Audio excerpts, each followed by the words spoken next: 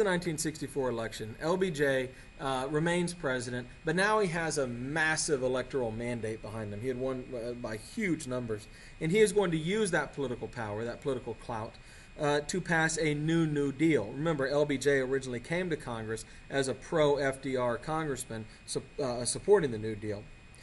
FDR is going to declare a war on poverty. He is going to say that through government action, he believes that we can wipe out poverty in America. He doesn't have to fix the economy like FDR did. The economy is doing quite well. He just wants to lift up those on the bottom. The first step in this is the 1965 Medicare bill. There's a compromise between the single-payer program that had been proposed back at least as far as Truman in 1948. But it also is intended to pacify those who accuse that of being a communist plot. We'll get to them in a minute. Medicare applies to the elderly, in which the insurance companies were happy about because it was too expensive to insure old people anyway. Their medical bills were too high. So that was relatively easy to get passed. It was available to anyone over 65 years of age, just like Social Security, and it covered essentially your medical costs. It would be paid for with a payroll tax. It would come out of people's checks as they worked through their careers, and then there would be a Medicare fund that paid for medical bills when people got to 65 years old. That means it was an entitlement. An entitlement means you're entitled to the money, as in it is your money. Some of the meaning of that word has become twisted to mean something else, but it wasn't welfare. It was people getting back money they put into the system. The middle class loves it. In fact, it might be the most popular program in the history of our government. And it did not significantly change the way medicine was practiced. It just changed how medicine was paid for, and that's important. Now, of course, conservatives attacked this as communism, and they use slippery slope arguments. If the government gets involved here, who knows what will happen next. And Ronald Reagan will actually enter into politics. He had been an actor, but he had never played a significant role in politics. But in the fight against Medicare, he'll release a spoken word album. And here's a little excerpt from it. And it will come other federal programs that will invade every area of freedom as we have known it in this country, until one day, as Norman Thomas said, we will awake to find that we have socialism. And if you don't do this, and if I don't do it, one of these days, you and I are going to spend our sunset years telling our children and our children's children what it once was like in America when men were free. Decide for yourself if Medicare meant the end of freedom in America, as Ronald Reagan had predicted, but there you go.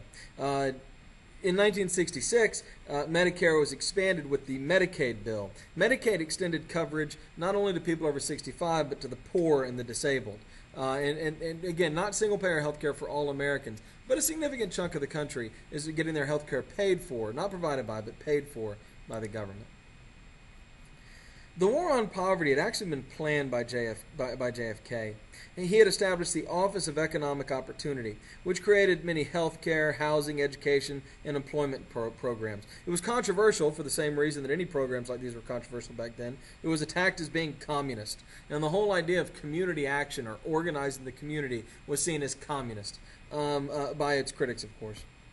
What it really meant, this program really meant, was that the poor were invited to help plan and implement the reforms that were supposed to help them. It was not designed to be a top-down reform. It was designed to be a bottom-up reform.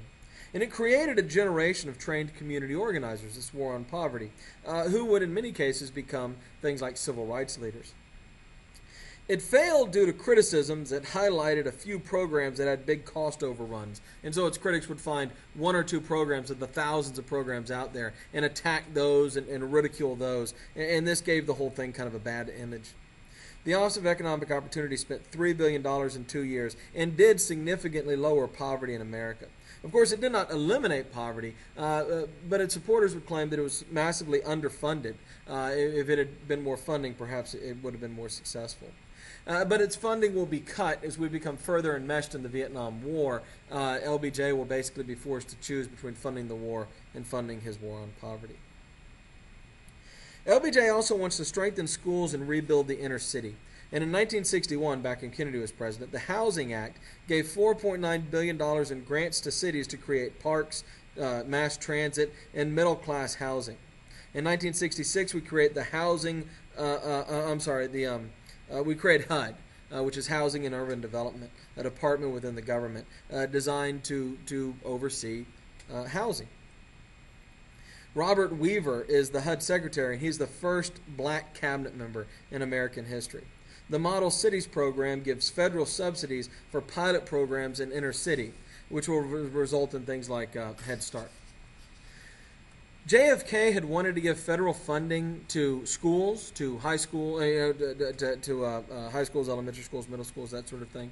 Conservatives, of course, called this a government takeover and said it was creeping communism. And Catholic schools actually were very upset because they wanted money as well. If the public schools were getting it, the private schools wanted it too.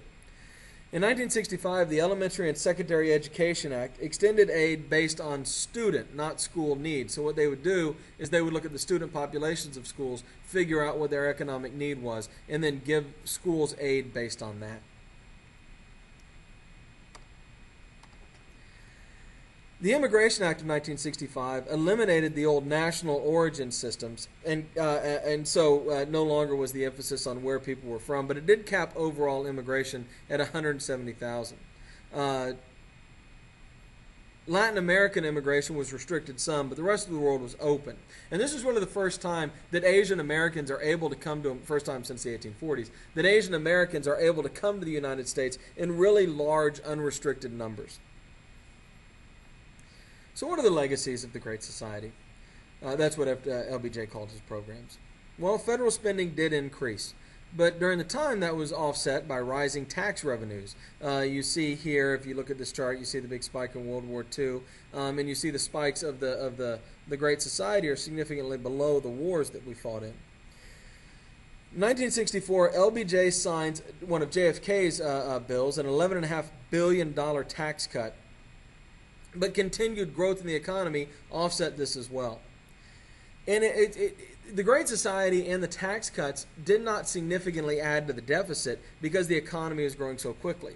But by 1970, the cost of the war in Vietnam was not only beginning to add to the deficit and spike the debt, but it was slowing economic growth as well. And it was also putting pressure to cut domestic programs to pay for the war. In 1961, our debt was $94.4 billion. By 1970, it's more than doubled to $196.6 billion. The publicized failures of the program, even though they were statistically measured relatively few, and the rising debt caused by the war, led politicians to abandon the Great Society. But it did accomplish quite a bit. It created medical care for the poor and elderly, paid for by the government. It ended up desegregating schools, and this is an important point. If schools wanted to get that federal money that was being given to schools, they had to desegregate. Because when the court said desegregate, the schools largely ignored the courts. Now LBJ is going to come along and say, you don't have to desegregate. I can't make you do that. But if you want the federal money, you'll desegregate. And so this is what ultimately desegregated schools. Brown v. Board of Education is handed down in 1954, but schools don't desegregate until 1964, when federal dollars for schools get attached to desegregation. And also reduce the number of kids in poverty. There, if you look, you see the poverty numbers in that graph on the bottom left. Between 1959 and 1969, poverty fell from 21% of Americans living in poverty to 12% of Americans. Programs like Pell Grants and other federal aid to college students also, for the first time, made college available to the masses and not just the rich and veterans.